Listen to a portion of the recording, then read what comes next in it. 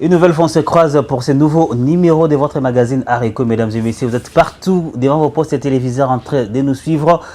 Bonsoir et bienvenue, c'est Areco, c'est Ecofin Télévision. Chaque jour, un nouvel visage, chaque jour, une nouvelle découverte. Mais aujourd'hui, c'est un numéro un tout peu spécial. Ce n'est pas avec un visage inconnu du monde médiatique, mais c'est un visage qui vient pour la toute première fois à Ecofin Télévision.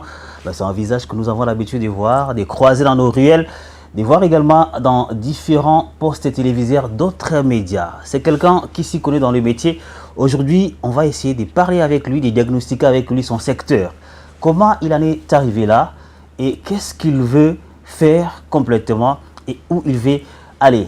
Lui, c'est Yannick Poiti, le mystère. Bonjour, bienvenue. Bonjour, Figence. Ça va? Ouais, ça va et toi? Ouais, ça va. Je commence déjà par mystère. Pourquoi mystère? Ouais, Pourquoi mystère? Ah, le mystérieux. Le mystère, c'est comme mystérieux. Ouais. Mystérieux, mystère mystique. Tout ça, pas mystique dans le mauvais sens. Non, mystique, il n'y a pas mauvais sens, c'est pas mystique en fait. Ouais, Quand mystique, c'est mystique. Mystère, tout ça. Mystère dédié aussi. Ouais. Tout ça, donc voilà. Bref, c'est mystère. Donc vous avez obtenu pour avoir ces sobriquets vous-même, bien c'est quelqu'un qui vous l'avait donné. Bon, je suis un enfant mystère, moi. Pourquoi et comment? Allez-y, dites-moi. Je suis belé en tout cas. Tout cela, moi, je suis belé.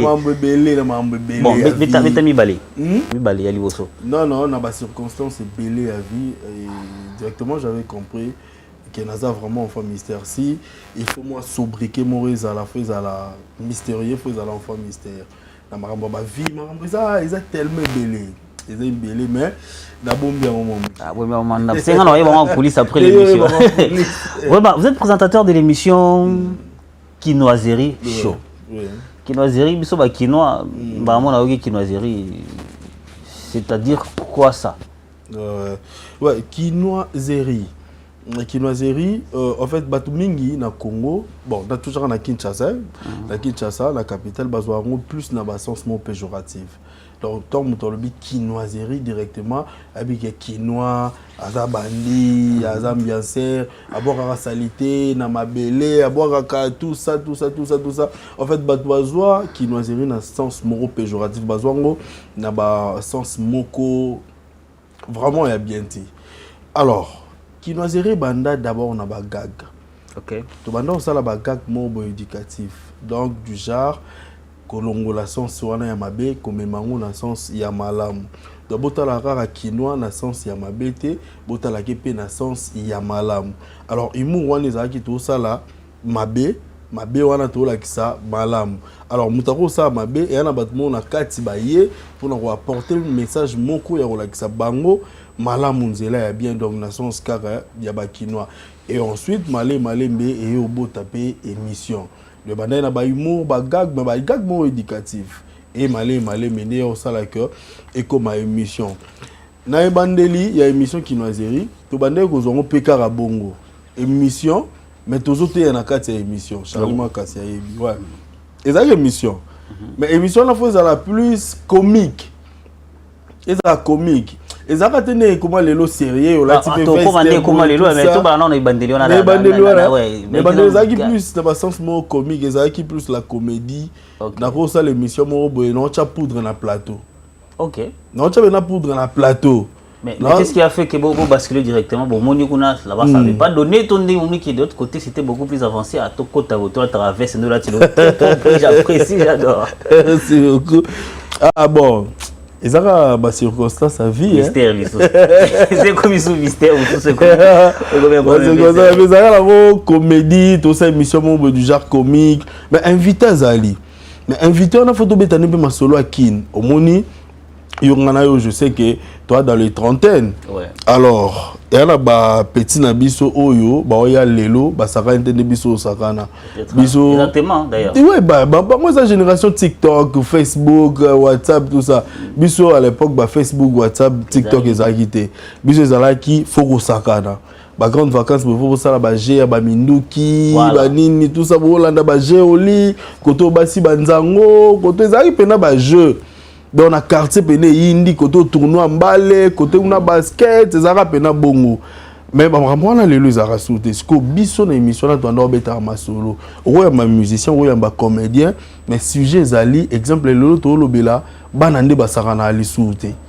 to bandi pena ko décortiquer que non moni na bandal to la maya makelele to ndo ke sakana kuna mona 32 sheets moni côté ya banani oyo ya ba limité zaki soki maya nini mutu pe côté njili biso to ndo ke sakana maya njili ora 12h oyo ka boye er mona pokwa kanzenzenze kalengila ba nini tout ça c'est les chamala masanga diva kamala makasi ne lokwana yena yena lokumba hélicoptère ou ça na makasi hélicoptère ouais makasi ne lokwana serso ta yena changu babeta tourner ya changu ma champion c'est chamala acheter salut en passant mo konza serso la changu ta sigo niveau obi na belanga ezalaka eloko mo boye ba normata likolo biso kaka bana kaka ba génération la biso ezalaka nini mo litaka ah on a Bruno Kati on a pena ofandi awa on a litaka yango wana boka ntango avion ah nango sali bongo kasi nani omutasala kiango biso te photo prouver bango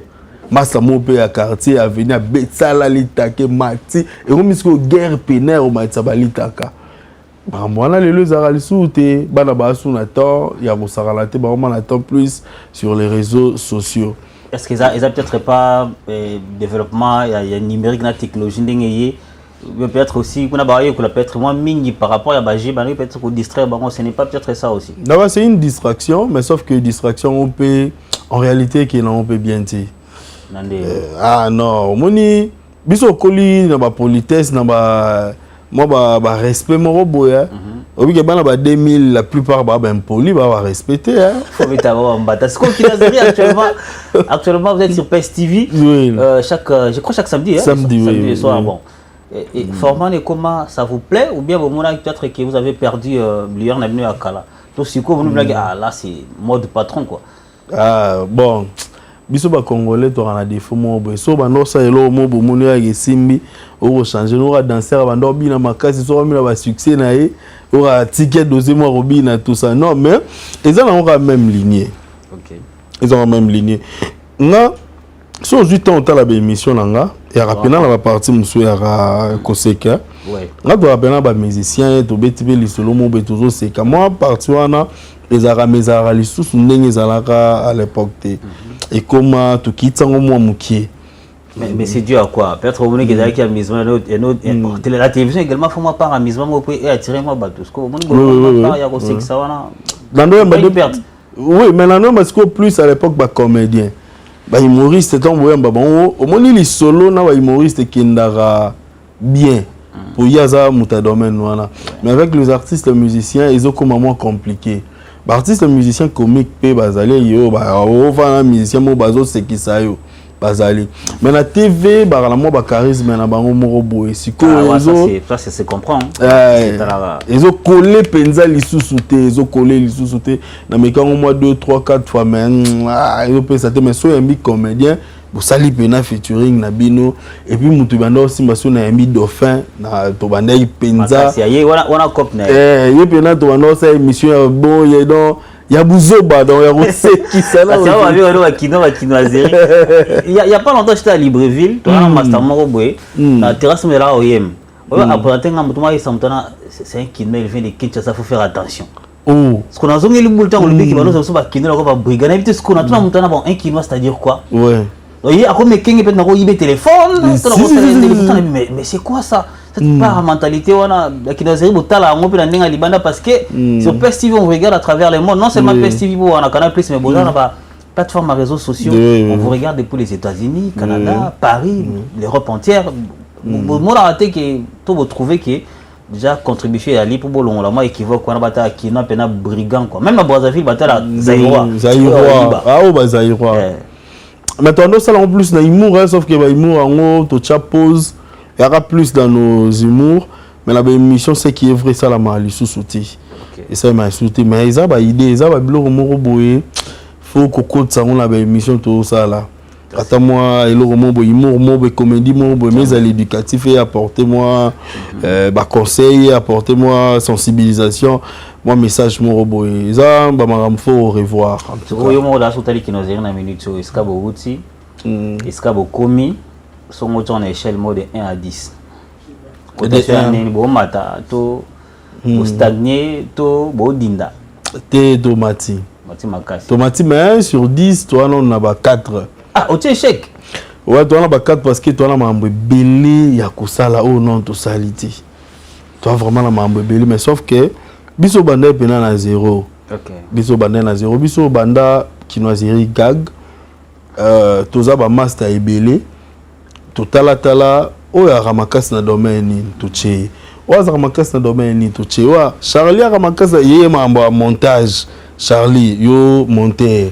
Master ya tanga na ifasik ye amamo mayele trop bon yo mamna biso ba français yo master ya avocat ya si ça ba campus à maître avocat bon moi mamna biso etali ba conseiller juridique tout ça yo donc to sangisa banane ba jouer bien ba bio c'est ça ba master biso moi monga fula ba dona ba platini ba sala ja ba théâtre na ba master mon bino na mambo bino comme le bino yango en fait to sangisa groupe ya ba to ba Patrice Minga aux États-Unis ba Christian Dangani Baron de Dre ba master mo autant to linga tout ça ba gag mo tellement ils ba gag éducatif il fait tout ça et là moi sensibilisation ba albinos que expliquer batu albinos hasard nani parce que batu ning ba banga ba ndundu makasi babanga et sali en passant comme qui dit ours blanc, Yann Mambo. Ouais. Plus des couleurs, en tout cas, initiative Akito a sangé ça, couleur avec les albinos. Vraiment, ouais. Oui, on a travaillé aussi avec Yann Mambo. Très bien. Dans le cadre de Kinoiserie.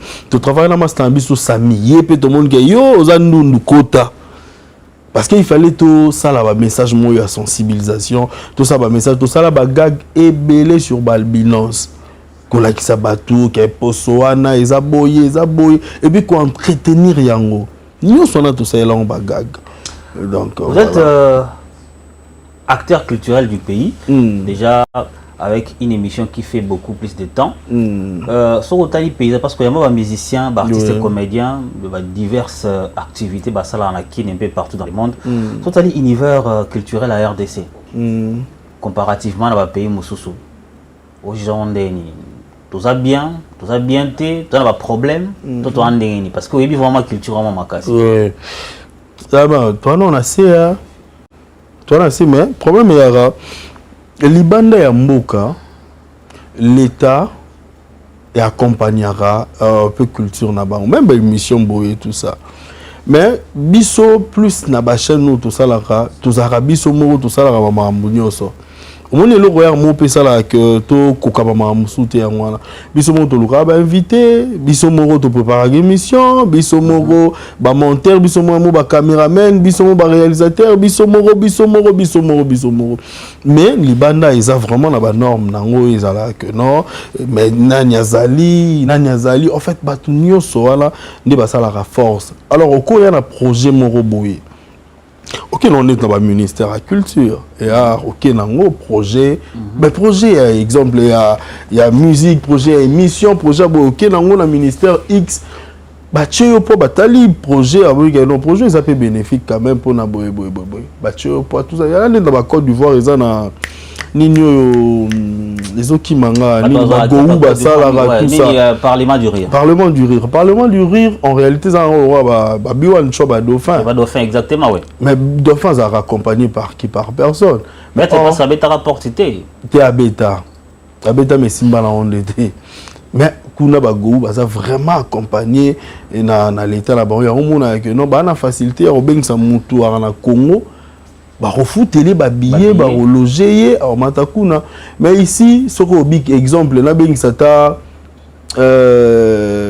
pays na bisoka ya ngambo ya Brazzaville tu vois c'est avec beaucoup de difficultés s'il faut lui loger s'il faut yo moko loger s'il faut yo moko boye et ça compliqué mais ceux qui bazo accompagner yo na ba initiative na ba projet et ça bien biso moko avant même des émissions à travers bagag tout ça là ba projet na to komela faut ko komela boy faut que mon ministre faut que mon gouverneur faut que mon on a fait nyonso de regarder au ça là peut-être je sais pas est-ce que vous présentez un projet ou un projet rentable parce que l'état peut atteindre la part na ya bénéfice yaka si Yannick tu prends ça au sexy batuna yo et à la fin l'état gagne quoi est-ce que botala peut pas un projet que l'état va gagner peut-être dans le monde na ba taxe na et autre chose tout ça ouais tout ça ba message de sensibilisation ba biloko ba foutela ba mbongo pour la publicité les canaux télévision biso ça là gratuitement alors ils pouvaient aussi nous accompagner parce que tout le monde ça là il y a Ophélie mais tant que que bâtiment la volonté ça l'image a bien montage a bien les cadres déjà la chaîne que non tiko boire ma petite faut boire ma petite place boyer et maman me belé tout ça là maman me belé tout ça là au contre monsieur qui manga pour oumer livrement actuellement allez-y mais après et simba la montée donc yango moni tout ça na moissé par rapport à libanda et puis lelo à part que ça a c'est l'été accompagné biso mon soutien to bébé sur musalango pour on appelle c'est important mais pour on appelle c'est important wakasi biso tout ça parmi en fait biso non tchara biso mais en général toi bato to bébé si pe musalango sous ya ba TV oyo parce que le comment mututu sur hasard compte chaîne YouTube naé a vu téléphone naé a chebo image à filmer naé c'est lié à cause au titre pour attirer bateau contenu en moté le Congolais maintenant un grand défaut tolinga plus ba bêtise émission sérieuse tout ça là une belle émission c'est difficile pour muta changoka mais so bandiga ba buzo ba yo nani yo talala au mona pena yeno 1000 2000 5 10000 bat bando tala mais bango mo lisusu ba Congolais biso mo rato esu to finga yo ba émission buzo ba boye ndenge nini mais émission ezanga tina et pourtant so tcheki serene to chebwe yimto les cases yo ba émission ba sérieux boye ndenge autre chose bon on a peut-être ceux qui ont qui au bien accompagnement elle était raté mais apparemment dans le monde musique parce qu'il y a pas de acteurs culturels dans le monde des artistes et musiciens notamment est-ce que vous avez un musicien par rapport à bango ba tambola un peu moins bien que artiste peut-être comédien parce que ceux qui aussi d'autres exemples à Parlement du rire dans Côte d'Ivoire sont les comédiens qui font ça en RDC vous avez parlé des dauphins avec Bion Chonnet à l'époque beaucoup plus c'était alors même un musicien mais beaucoup plus c'était des artistes et comédiens pour faire rire les gens mais est-ce que ça peut être parce que les musiciens les caca sérieux je sais pas parce que bon on va un peu soi-disant accompagné c'est pas ça pourquoi tu as un musicien mais bonsoir non comme moi non mais accompagnement pénis à la langue le accompagnement comment plus ceux qui les musiciens bazo voyager hein ni ba kendo beta mo ba porte pour mambo ba visa ba démarche ba visa tout ça ba comment plus bon mais accompagnement penza ezala raté ba mo ba musicien ba lela mais ba star ça va contrat ba ko savoir mon l'état peut-être aussi c'est ça aussi un peu photo lourato yeba c'est quoi ba défi structurel ba défi il y a makasi au côté dans la carrière kinoiserie que l'on a gag type de ma kinoiserie chaud lelo ba défi on côté dans ya kiti nini et puis surmonter en ndeni to beta plus la kinoiserie chaud to carrière non eza mo belé des choses à mystère eza mo belé au boni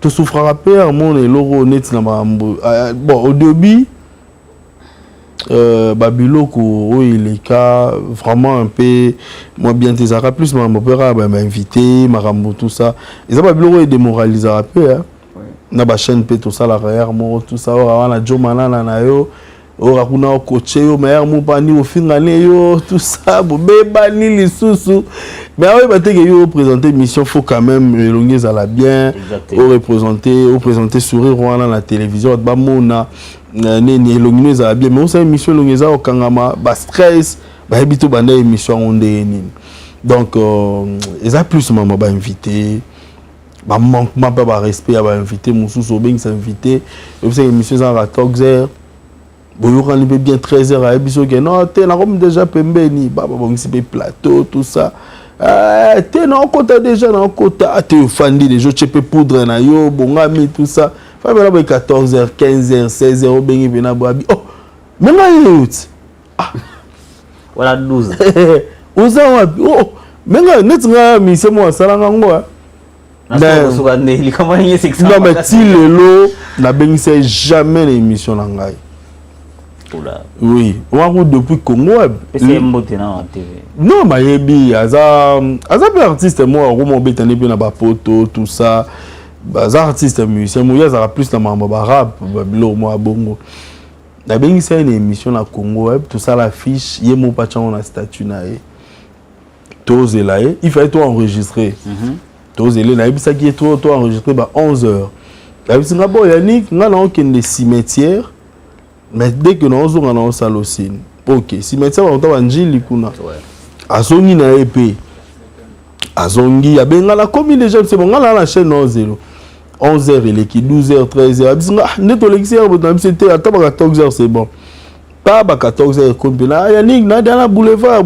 OK ah la bengi bagilu koki banini vie to bon za plateau to bon petit plateau ah 14h biso da to faire na plateau to zelaye oh bengi boui oh na comme déjà na kota déjà na kota Congo mais bien Congo tellement que il colo tout à ce que bakana c'est trop pela carré kota c'est que yewana ah tout va bakiti ba mettre avocat ou mettre Christian Kitini na mettre bienvenue face oh benga ebo a passé mutote mais allô mais pourquoi moi au leader a occupé sur la madame ah sur la madame moi au bana ndak boss sur la madame a besoin de déranger ah wana un manquement grave il y a respect tu vois comme ça surtout manquer quand tu as manqué na badon sur scène bon ça voilà et puis jangwana si lelo bo ya bosala ngwa une fois ta l'émission nga CP la zone numéro nga komelanga ah non Yannick na CP la émission no ta tout ça émission na boyer tout ça j'apprécie mon cher merci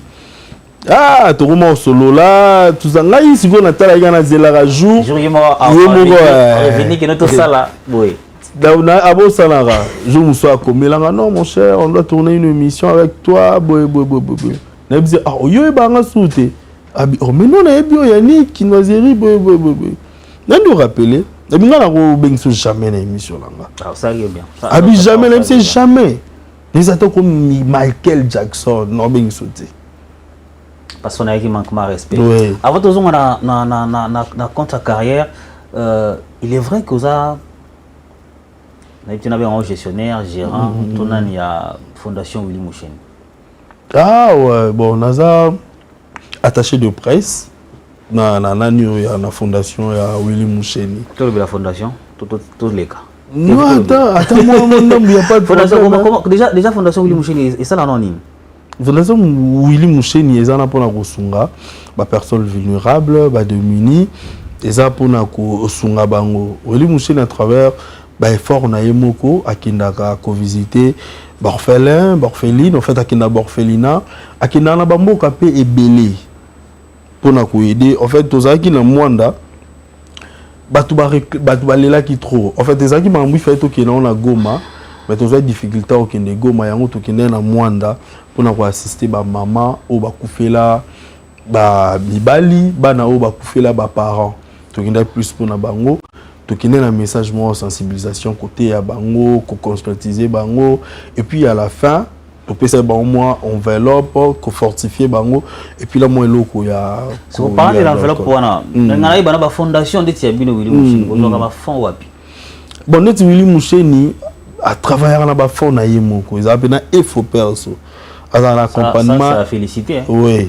à un accompagnement nzambe on a bien tu vas pemeni wala biso to ya pour na ba idée un mot peut-être pour ya Willy non mais ya Willy c'est vraiment une personne bien c'est vraiment tout le monde est félicité parce que au monde ba net ba ya Willy Moucheni faut bazala kaka aza mutu moko boye ataye bioté soko komeli répondre yo soko bengi ya yamba yo et puis ngala kena la mata du une fois na obeta lisolo to fandi mambo fondation garçon mo boya obeta la lisolo vie obi la komela Willy Moucheni na Facebook na obela na ndima te gezara yi a répondanga to sola bi atindelanga na mbongo matika la oyebanga te donc moi ça altruisme mais un peu élevé quoi azana ngo makasi tellement que aidaka batu moko tout ça yango asala initiative wana ya créer fondation pour sunga batu amas quoi donc yema kamba ko sunga on dirait abotama na ngweza na ndenge na ye yema kamba ko sungiza vraiment ndenge na ye voilà mais na kata métier bon dans le côté maman Willy na suka voilà c'est comme côté pas vie bon ce qu'on a couloir na kata métier tout ça oyo na ba média ebele to na prendre moi makasi ça qui structuration ba média ebele futa ba journaliste té on est yebani sikoyo et comment phénomène mo que journaliste afana mimi na bo moto benga coupage en tout cas faut ya mapela mutu mo ya malonga aussi ici à couper phénomène wana habité c'est que si on vend déjà trop c'est que il va casser vraiment est-ce que ils a habité dans métier té peut-être kusungara pour couper les cas bien to ezarate sum ta pesi boye faut bon c'est les moi question to bon c'est moi maloba. Je sais, ça c'est une belle question. Hein. La question, il faut réfléchir bien pour répondre.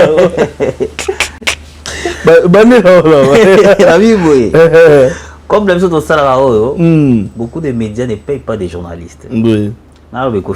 Pour moi, j'ai mon salaire chaque mois. Ouais. Parce qu'il y a beaucoup de médias, beaucoup de journalistes qui nous suivent également. Les mêmes qui postent dans les médias parce qu'ils n'ont pas de salaire, ils n'ont pas de contrat de travail. C'est comme un journaliste, tu as une émission, tu as un reportage quelconque. Dans ce qu'on a fait, tu as un coupage. Généralement, coupage. Est-ce que le coupage, ils ont abusé? Ils ont abusé mon salaire? Peut-être un encouragement. Ou encore, ils ont dit que l'homme salaire, ce qui a eu à Pessi, il faut. Il y a eu le temps de bon c'est les maloba. Oui, ok. C'est bon côté. Non, il y a un bon côté. Mais si on a un reportage, accueilli exemple, il y a un reportage. Ça li descente moroboye, il y a elo comme moroboye. Il faut coupage ezala parce que ton boya, il faut ba futa rémunération ana ezala du paya musala o bozo sala sur terrain. Boye na élément na faut ezala payant. Mais ba élément o pezala na o ofele ezala. Mais c'est exemple ba si une invitation moroboye ba si net bebiso na presse culturelle o toza. Ba musicien ba sala pe ba conférence de presse.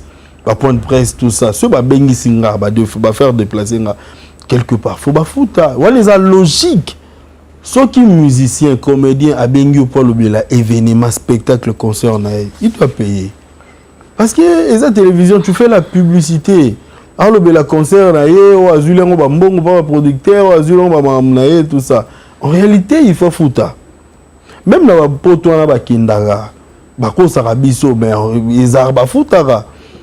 Le bas que ceux qui ba invité yo wanande ba na ba poto ba futa yo ouais to qui ba invité yo ba futa yo mais ceux qui yo ne mutozo luka bango il faut futa bango ça c'est vrai parce que yo le bela concert na yo le bel album na yo bimi banzembo na yo bango itali bango na nini bango qu'est-ce qu'ils vont gagner là-dessus. Est-ce que mon va gagner votre information? Tu vas gagner information, oui, mais est-ce que vous avez la poste là? Est-ce que vous avez la poste là? Mais là, ce qu'on défaut, est-ce que ça que ceux qui ont sali coupage a dominé peut-être mal journaliste? Moi, t'as plus de temps comme dans un article. Ou Amadou, bon, c'est les mandats. Est-ce que compte à répéter? Tu m'as compté plus dans la rédaction. Moi, t'es psychop. Ah, mais ça déjà comme. Il compte plus dans la rédaction. Il y a une personne qui a coupage automatique comme ça. Ben coupage je fais à la caca. C'est logo à vous ça va. Coupage je fais à la caca. Et au coupage à la caca. Ils ont matoloté. Ils matoloté. Ils ont logique. Ils ont logique. Ils ont normal. Mais ils ont obligatoire. Ah voilà, ils ont obligatoire. On a des points très importants. Ils ont obligatoire. En fait, dans magazine surtout on a des rubriques. Ok. Les rubriques ils ont moi quelques-unes. Dans la rubrique moi ils ont la question du public. C'est-à-dire, il y a des personnes qui te connaissent. Sur le cas, pas poser des questions. Donc, la question est la question de l'équipe de Ngati. La question où tu appelles les bandes. Ils ont la découverte. Ok. Poser la question. C'est maintenant répondre. C'est bon? C'est bon, il n'y a pas de... Je vais vous dire qu'on va rentrer du côté de la régie là où tu te trouves. Tu vas nous balancer la question du public. On prend la première personne.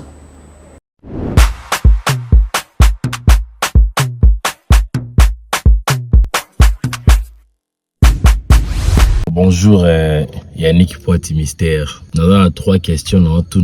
Il y a Liboso Ezali, ceux qui ozomi tala, journaliste au komi lelo. Na oyo ya Kongweb. Conseil nini oyo moko omi pesi. Motivation nini oyo o pesa pe bato. Question mi balé Ezali, depuis bando sala be émission tisiko. Invité nini oyo yamba o santa kenon a boostayo. Invité nini.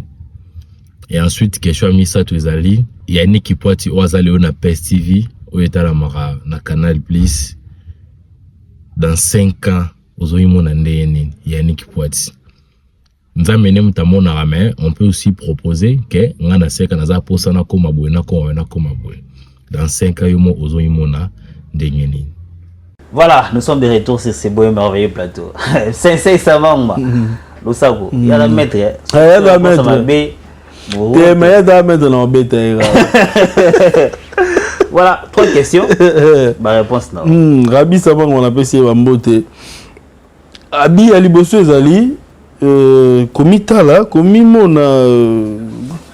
Congo Web. Non, évolution Ezali. Mon ami Monake, en tout cas, il y a de l'évolution dans ma sala. La place Nazalaki, la place na Komi Lelo, en tout cas, évolution Ezali. Évolution. Deuxième question, Ezali.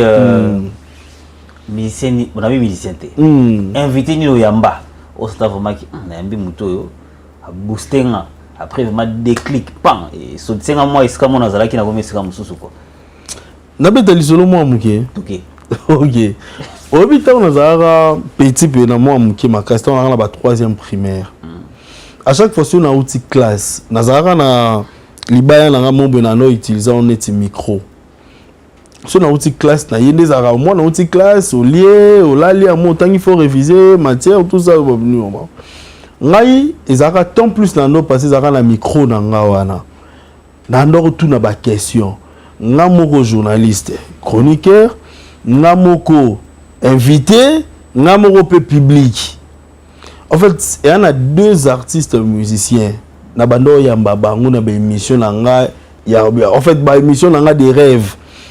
Na ba imagination émission mo imaginaire on a salateninte nando yamba wera na jibe na wana imagination na imagination na yamba ba wera na jibe ta ba 100 fois na vie na ngai ezaka so na zongi na fandi na palais so na lala ki na lamungi na zu micro na nga na zu mamo ah non na se présenter na yamba wera na ndio tu na wera kanga mosu na ndio répondre na tuni wera question nga mosu na répondre na tuni après na tuni ba question JB na keisu na luki JB muko mususu na yambie na be en fait ezara wera na JB ezara bongo kola nanga na yambara wera na JB na ba émission imaginaire nanga ndena ndo imaginer.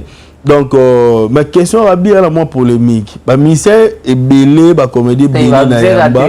Ba invité presque tout ba boostanga parce que nous na part ba fan na ye, nous na ba fan na ye. So yambi héritier ba spiritas ne belé ba otala yo. Fabrigas ba villageois na ye, ba otala yo so yambi wera en tout cas, so yambi déjà wera et ba keji ba otala yo. Adolphe, en fait clan wenge. Clan wenge mo mbita. Ba kotala yo mato kita ba otala yo. Ngaji ba yebanga pona ba émission mususu na sala na bato wenge. Comment wera yebanga pona ba émission na sala na ba héritier ba Fabrigas bana na ye. Ba Léo, c'est comme ça. Donc mutuna mutu boostanga na part ya ba invité et na part ya ba fan na ye. Donc ils étaient que musiciens ka moko ne mutu boostanga non. Mais ba musicien de rêve na nga ya koyamba c'est wera JB. Non, bon, ok. Namba Jawera. Ah, ok. Ça, c'est déjà. Dernière question à Bezalaki. Aujourd'hui, Kinoiserie Show, à travers le monde sur PES TV. Dans 5 ans. Oui, mon andén. Dans 5 ans. Dans 5 ans, on a évolué sous Makassi. Moi, il y a le monde qui part au hôtel de Béguénan. Il faut que je me Azati. T'es Azati. Azati. On a proposé un combo. Bon, il n'y a pas de problème, on va proposer. Les victimes n'ont pas de problème. Le problème, c'est que ma casse. On commande tié. C'est bon, on commande tié. Azati. Mais là, si on a mis mon ara, on a mis mission tout dans la salle. On a mis sangisa, moi, bateau belli. Ok, banani. Bah, monsieur, bah, on va venir en Haïti, mais bah, monsieur, tellement que Nathalie avant. Et en fait, déjà, quand on a une émission à caractère comique, on a la plus dauphin. Si on a une émission, au moins, on moi qui dauphin, ma carte, na carte. Ok. Moi qui dauphin. Tant qu'on a une émission qui a une tout ça sur rien, en tout cas, on a une grande partie à Willy Kayembe. Le charisme de Willy Kayembe. En tout cas, on a un non, au fandi bien la plateau, tu sens que chroniqueur, journaliste, a fandi au fandi boy. Willy Kayembe. Qu'on améliorer français. On a bien invité, tout ça. Au salut, ma recherche, au salut, moi, français, mon boyana. C'est Tony Coco. Ah, Tony Koko que je salue en passant. Évidemment, on a cala fort. Il y a tout ce qui est là. Akina na wapi? Évidemment, on a cala fort. Azana. On fait un benga. On benga le week-end. C'est ça. Pour tout le monde à thé, on benga. C'est ça. Tony Koko côté français et puis côté Kolata. Kotali pela muto lati bien que comme le roi ayete mais ay ba Kolata peut-être ba muso ya mo ba mona ngote mais ay bi ba Kolata na télévision c'est Isaac Maï. Ah, Isaac Maï. Isaac Maï na ma Kolata na TV en tout cas là. Bien. Isaac Maï alatara bien. Et puis au moins côté français on a ba kisibena Joe Star. Il y a Tony OK. Na copia bango Joe Star et Tony Koko. Si que moi comique, moi parti moi comédie moza en fait tu fais une émission oza charismatique, oza na charisme mais ozo tchamo ko sekisa moi mukie c'est Papi Mboma. Ah OK. Moi. Donc Papi Mboma yena zoe kaka moi ndam na mambwana. Si ko oza pena moko kipete moko lobi makamo boro ba mamo pena lu bako kanga Israël Mouton. Que baba so masa kata. Donc ça gaga ba biloko na zo pas batou. Mais à part bango je ne sais pas peut-être bamsou na bosani hein. Dans 5 ans on a osaka évoluer makasi moko mandeti mutute quoi. Teneti mutute. Ça c'est très bien. À part ma question Arabi, il y a une autre personne à poser ma question. OK. On prend la deuxième personne avec Joël Koudjikabam.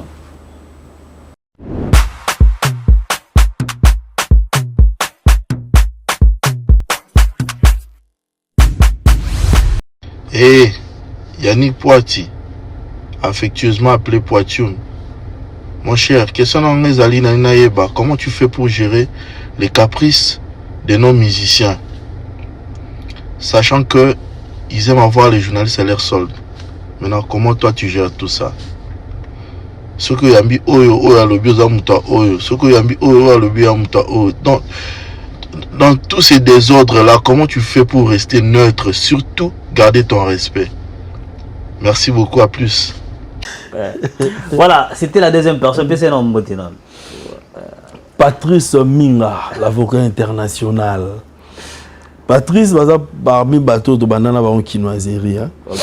Patrice Minga. Masanambiso, le seul Masanambiso au abanda au kende poto, to banda au kamwaso, akenda poto zonga. Ah, nini akenda poto zonga, poto bakima akenda zonga. Aïe, te vous a calme, mkoeza na ofanda. De l'Europe akenda na ofanda aux États-Unis. Donc toi regarde ba petit akenda de France, Belgique. Ah ouais, pour Mikolo au Canada. Ah Patrice. Okida akenda pona chorale. Chorale bena nous me ba na poto. Courage. Ligue Gillon. Ah Ligue Gillon ya no da sanon de la sèche oui. Bango bakenda lango ba poto. Bake koyemba mais ndo kenda koyemba bongo. Kima na oka. Yoka idée, on peut ça mais mission ça imon. Ya ni parti. Répondez ce que la question est. Patrice ba caprice wa musicien. Et le romona salaka na linga ko senga musicien bongo te. Nalingaka kolela nzale pas musicien te. Nalingaka te to ko mape ba pire master na musicien mo X to Y. Ngala na ba musicien pena o to sola na bango bien. O pena to bana sola na bango depuis kala nga ba musicien net ba héritier watana bi. Ba pena ba musicien pena ke to banda ko sola pena ke to solo la ka bien. To na bi bien.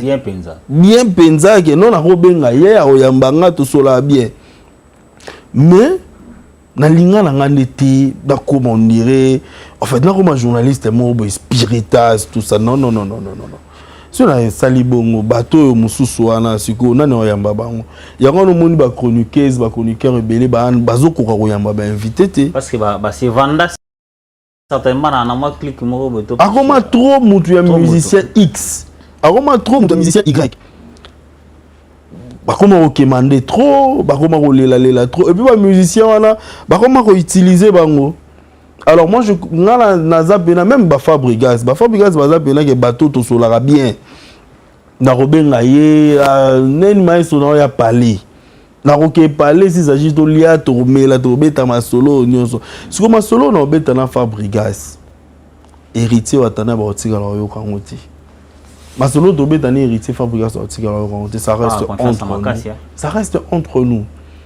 mais lelo yo oza awa omemi solo ya ngwani za pas de confiance donc musicien mamba kosenga makambuya ba matolo mamba nino oza mpia no sona ba fulgence na yo sona ba Mike Mukutu na yo ba Charlie Makasa bo fandi bo luki na bino lo na bino na ndenge na bino mais ba musicien il faut le respect aux ala plus ba camarades na ba camarades ezala d'une manière professionnelle aye bo bengisiye asali émission et s'il bokabwani s'il faut bona cop mo bo sali cop bokabwani s'il faut bo mela moi vers moi nini c'est fini mais comment landaka été babilo musupe zara aussi koko la pela ba famille mo boye ya bien ba famille mo eza bien éduqué tout ça ya moi la pesa la bongo donc le respect wana ezara plus parce que na lingala ngande kozala pire bango te. Ça c'est très bien. Je sais pas Kouji ma question silité est-ce qu'elle est Moutumarot? Si question. Balance la toute dernière personne pour la toute dernière série de questions avant qu'on parte qu'on conclue l'émission.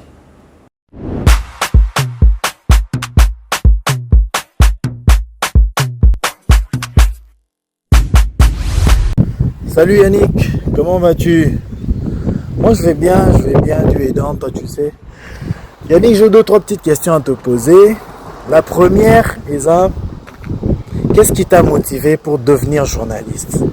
Moi je t'ai connu dans autre chose, mais aujourd'hui, tu es le journaliste que tu es devenu aujourd'hui. Dis-moi un peu, qu'est-ce qui t'a motivé à devenir journaliste? De deux, c'est qui ton modèle dans la presse congolaise? Tu regardais qui pour aujourd'hui aussi se lancer dans le métier et pour devenir la personne que tu es aujourd'hui dans la presse congolaise? De trois, la difficulté Nayo en tant que journaliste. Là je parle de la profession du métier. En tant que journaliste, quelles sont tes difficultés en termes de, je pense, pour rapprocher peut-être les invités, la difficulté n'a eu juste les Aranini. De 4, il y a trop de vent, je sais pas. De 4, quel est ce conseil que tu aimerais donner aux jeunes qui te regardent à la télé, qui t'envient, qui veulent devenir aussi journalistes demain? Conseil Nino Pesaba. J'attends les réponses, on est ensemble. Voilà, nous sommes de retour après cette série de questions. La toute dernière personne a posé 4 questions. 4, ouais. Oh, tonton Sami Koni, le chic tonton, un bon tonton. Sami, première question. Première question, c'est la motivation. Hein? Et là, on est motivant. Pour ma journaliste, il t'a connu dans autre chose aujourd'hui. Journaliste est respecté, connu, tout ça. Non, mais je dirais que c'est vraiment un don. Non, tant que vous êtes solo, il y a la 3e primaire, tout ça, ngamo jibe, ngamo sousou. En fait, ngalo ba izara don. Izara vraiment don. Mutu mo motivant nga ite ke non la tala mutu mo bo mingi ya te. Bon, na batu na tala, ça c'est vrai. Mais là mutu mo bo ite ke munde na tala ke bo nga penza, il faut na komane tiete. Nga yi na banda mambo déjà. Et puis à l'époque, à part primaire tout ça, tant que bandi ba humanité, non humanité goûté, ba première CEO, on a zappé parmi ba présenta à nous les vagues dans Sango Malamu. OK. À nous les vagues et bando les kana Sango Malamu. C'était un ami qui présentait cette émission. Il y a quelqu'un parmi na bateau en vacances. Ne ba goûter sur les alaka toté. Ah, je pense plus hein, je pense plus. Sango Malamu ya tilo na kana plus. Oui, les alaka, ne ba te sur les alaka. Nils Mutano présentant un ami à moi. Je me suis comme intervenant, tu vas dire solo là, je me suis intervenant, je me suis azate, papa ça l'émission. Ngana ibrambote ça là. Ne ça l'émission. Il est bien. Il est bien typé donc en fait ngana mona on dirait zaïga il fallait na sougara. On a siko deuxième question ezaki en tout cas on a qui motivation mais ce modèle idole même si on t'a pendant motuté.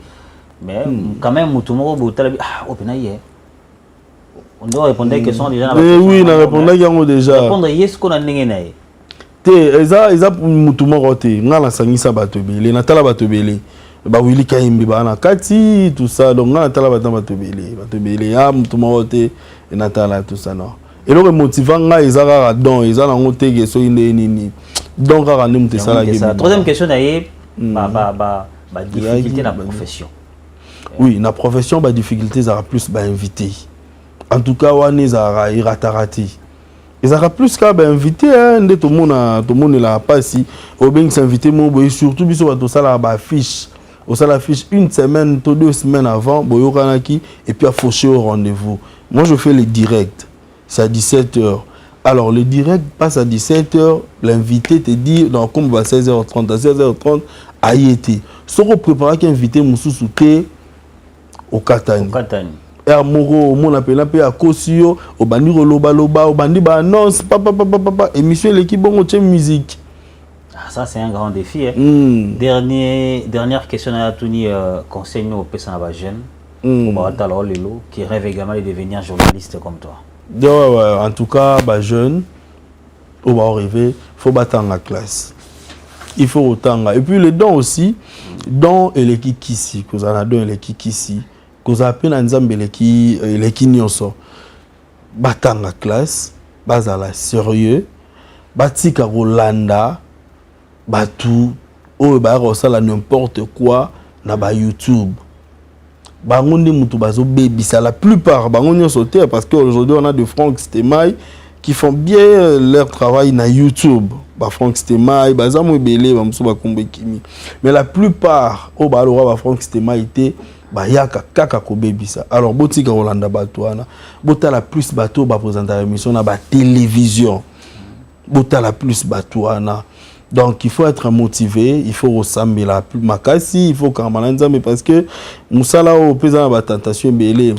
Ba to peto yambara to ba miti bana bangote. Donc ils ont ba tentation belé, il faut ressembler la makasi, il faut vraiment rester serein, il faut ressembler là, il faut ressembler puis il faut autant, il faut vraiment ressembler là. Nous sommes en train de chiter face à Rebecca Souka, parce qu'on a une question mais à moi sur na chataboy, bien. Abi kina kopo abiso mibali to basi to sala kopo basi to linga basi mingi basi balinga mibali mingi basi balinga mibali mingi mibali kopa mibali ka awa biso mibali to sala kopa basi mingi yusko yo bando sala mana te bele wana uzuba kopa basi combien 9 10 11 12 35 te menga na kala mwasi moko hein c'est un sultan ko mone ko mapasi bon tellement que azan tout ça non ba marié te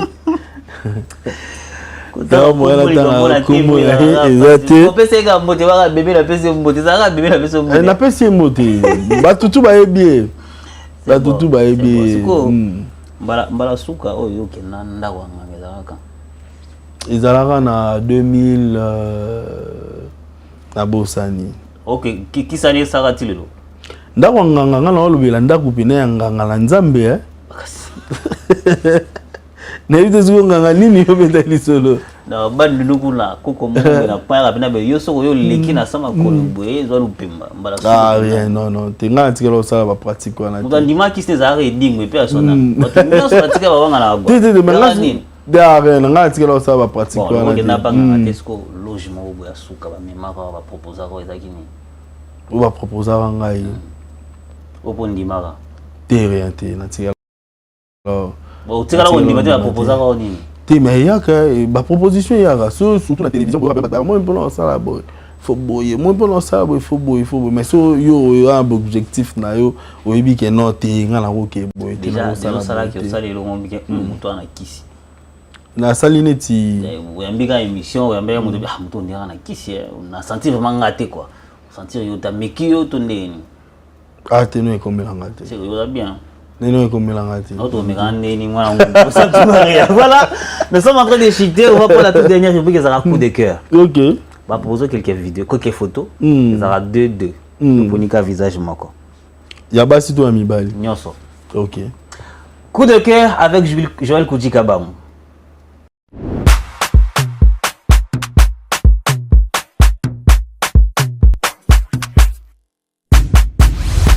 Nous avons la toute première image qui a des photos. Je vois Ingrid Kabongo.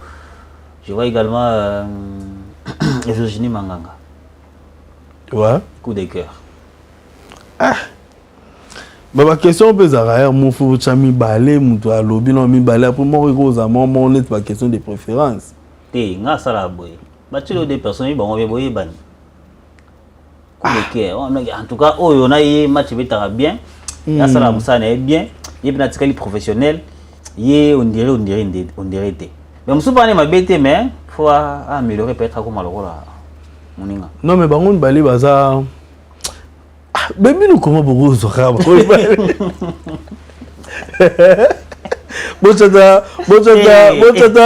la scène ça c'est compliqué. C'est compliqué. La scène Ingrid Kabongo, aza pena motivatrice. Ya vie na ngai na makambo ya TV. C'est elle qui m'a motivé. Yepenza.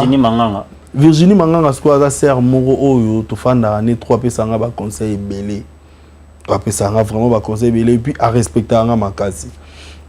Alinganga pe mingi donc c'est vraiment une sœur pour moi, c'est vraiment une grande sœur pour moi. Voilà, je vais le goûter on va prendre l'image qui suit. Ma première mais on dirait choix pe na bon ngasna mo c'est qui nga na répondre na choix na Jérémy Chabani. Mopanzi Mususu, Pierrot Ndombasi. Deux grands artistes de notre pays. Ils m'ont là-bas, comédiens là-bas en tout cas. Et puis ça va preuve de part et d'autre. Donc c'est tout Jérémy na autre monnaie dans Mikolo pour ça rappeler Jérémy. On a tout que soit en relation particulière ni dans Jérémy mais. OK. Na sima. Je ça na choix. Tu vois on a ça choix net tende. Et yo le baga en tout cas la carrière vraiment la sepela na mingi na oyo parce que. T'es na carrière na sepela na bango imbalé. Bazoko évoluer bien. Jérémy, c'est mon ami. Jérémy, ça na master nanga. Il y a relation particulière, moi trop. Il y a qui master.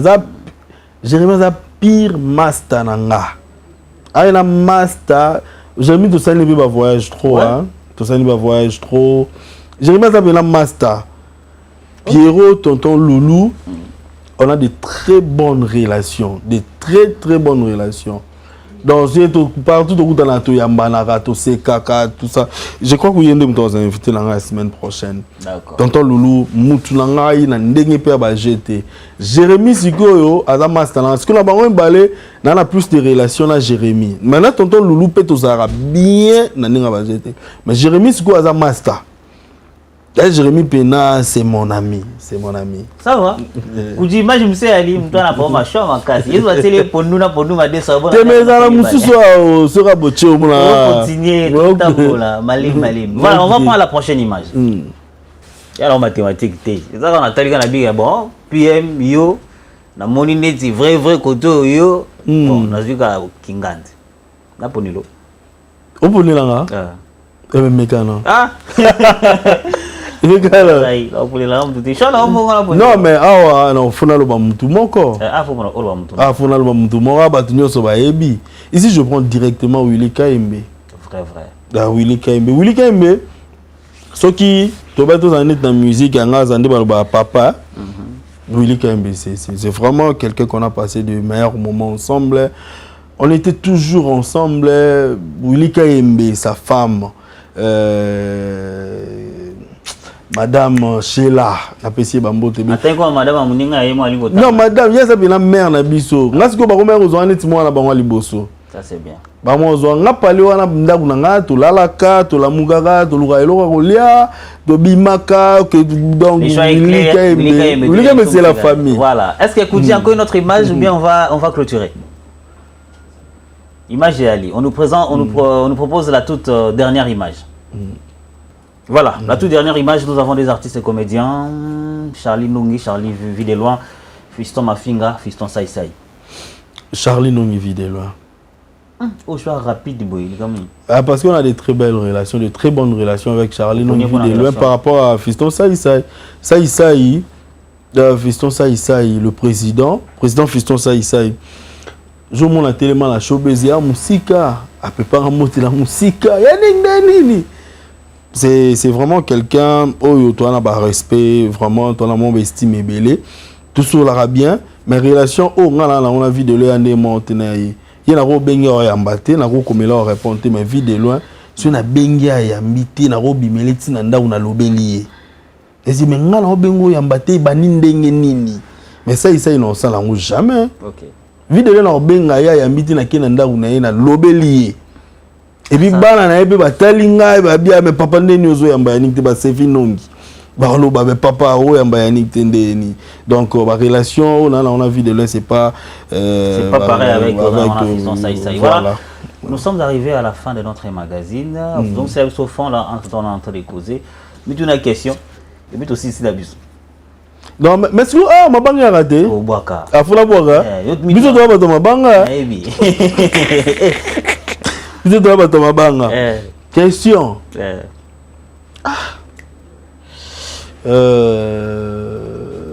Non mon la question on mit tout na. Bon. Donc la question on mit tout la té. Na so question on tout na yo. Ya so gars que jusqu'où tu vas t'arrêter. OK. Jusqu'où tu penses vraiment que je dois m'arrêter ici. Nanyana s'arrêter tant nanyana ça la chaîne na télévision un jour. OK. Na kaini ça raté que ba chaîne que ko mebele. Surtout ba chaîne ko mebele, il fallait appeler ba média monet ba ikofine boy. Au continent plateau, il y a des caméramans, des journalistes, vraiment, il y a malunga. Si vous voulez, vous avez des il y a bien, par exemple, moi, bien mes roses à la rane, moi, pensé un jour dans le projet, moi, si le projet s'est réalisé, na koki kozala pour na ko assister, pour na ko fait kotangi sa ko yekolisa sa ko à terme mangozo qui manga ko booster batu ko booster maintenant peut-être dans nos assous na présentation ti. Ah ça c'est très bien. Oui Bini. Allô 243 ya Willy Moucheni. Oui, bonsoir. Nana Yannick. Nati ndilo pa Yannick. Ah na sona ya Willy. OK, ya Willy Moucheni. Singa na sunga ya Willy mingi. OK. Atindela. Ya Willy. Comme ça au solna Yannick, ma soli ça manayi. C'est bon? D'accord, Nautinda. Ah ok. Ah ok. Je vous salue à Willy Moucheni, plus de 143 Code Mboka. En tout cas, comme j'ai toujours l'habitude d'aider là, je vais envoyer votre part chez Yannick comme c'est là. Merci beaucoup à Jomana, merci beaucoup à Sile Chamana, merci beaucoup à Bruno Kati, merci à Charlie Mankasi, à Mike Monkoutou, et so Baketa Silikaka. Petit enfant Moubok, Mantaba, sauce wana ya bouillon. Jonathan Bakili, big up à toi. Si c'est Rodilo, Maître 300, on va voir on a un combo là. Voilà, tout à parler. En tout cas, on se verra. Bon, moi, quelqu'un m'a banga avant que tu moi, quelqu'un m'a banga. Bon, en tout cas, la personne n'est pas Blaise Feti. Non, comme on est Blaise Feti, il agit dans le silence. Ok. Il y a agitation, il y a mobilité. Et sur le fandika, il vérifier téléphone directement. Il a bien. Blaise Feti, il agit dans le silence, très silencieusement, sans maquiller. Il a passé Bambo Tebele. Depuis Matadi, il a passé Geni Tutsi, le banquier. Bambo Théâtre, le banquier Geni Tutsi, Bambo Théâtre, le DG Martin Lokusapanu, le patron MLP Martin Lokusapanu, n'appréciez vraiment Bambo Théâtre, merci pour tout. Et puis je vois aussi Simeon Moussindondo, l'architecte intelligent, très intelligent. On a peur Nanga. Simeon Moussindondo, je vous salue de bonnes choses à vous. Et puis je vois aussi Franklin Tsemi, depuis Matadi, n'appréciez Bambo Tsemi, Franklin, Bambo Théâtre. Et puis je vous trouve à nos tours en Angola. Tobeta tourne à Kimbacom. Kimbacom, ils ont hôtel, restaurant, boîte de nuit flat. En fait, ils ont sécurité, ils ont mbebele. Il y a tango kunku. Ah, ça c'est très important. Dans ce cas, Angola, na Luanda, tokekuna. Soro keikuna, tokego joate orola la kuna na compte nangai. Babo esgo peso passer na nima. Tango Koukou n'a pas essayé Bambo Théâtre et puis fondé l'ami du chef n'a pas essayé Bambo Théâtre et puis Wilson Bintala autrement appelé Constamment Tamba n'a pas essayé Bambo Théâtre n'a pas que des personnes m'ont vu ça n'a pas essayé pas DG Serge C. Swindanda mémoire d'un éléphant DG n'a pas essayé Bambo Théâtre DG Fulgence peut faut à côté na Nyakiri na biswana ya ba fin du mois. Et ça là vraiment. Na koti déjà na koti les qui ne va faire. Na yo ça la carte mais na koti déjà. Na koti. Et ça là bien. Napesi Bembote pas Gisèle Combo depuis Belgique. Napesi Bambote Ozonga Kala Proté. Ça c'est bien. Napesi Mbote na maître Christian Kara et puis maître bienvenu Faso. Napesi Bambote Poto Silisa, Napesi Mbote pas Berto Mafuta, mon ami partenaire depuis Canada, Berto Mafuta et puis je crois que Pepe Mbongo, le DG du groupe Maboko Bank. Pepe Mbongo Maboko Bank en tout cas big up chaque. Maboko Bank, le DG du groupe Moriloubi, Napesi Bambote à trop, je crois. Et Céline Langoa. C'était un plaisir de vous avoir. Merci beaucoup. Merci une fois de plus, Kinoiserie. Et puis ça s'oublie, mon colonel William Kapuku, le coordonnateur national. Le coordonnateur national de la République démocratique du Congo, mon colonel William Kapuku Bambotatro, Joe Manana, Charlie Mankasiawi Savin Giga, Mike Mukutu, Bamasatou, Baron de Dre Christian Dangani, Sami Koni, Patrice Minga. Balfred Mbabou baza tellement belé ba master ba ko ba so ko tangi ba o ba musu tangi ba ngote wa ni ofinga yo ko musu ba problème on se copie le Wizi Baby Prince Chico Bojo Salé. C'est un plaisir de vous avoir une fois de plus. Merci d'être passé et désormais c'est chez vous. Passez merci beaucoup. Mais là boya musu na fin na beti toura. Voilà. Chers amis téléspectateurs, on se croise la semaine prochaine avec un autre invité pour parler de l'art dans son domaine. Merci d'être là, merci de rester sur Ecofin Télévision. Ciao, ciao.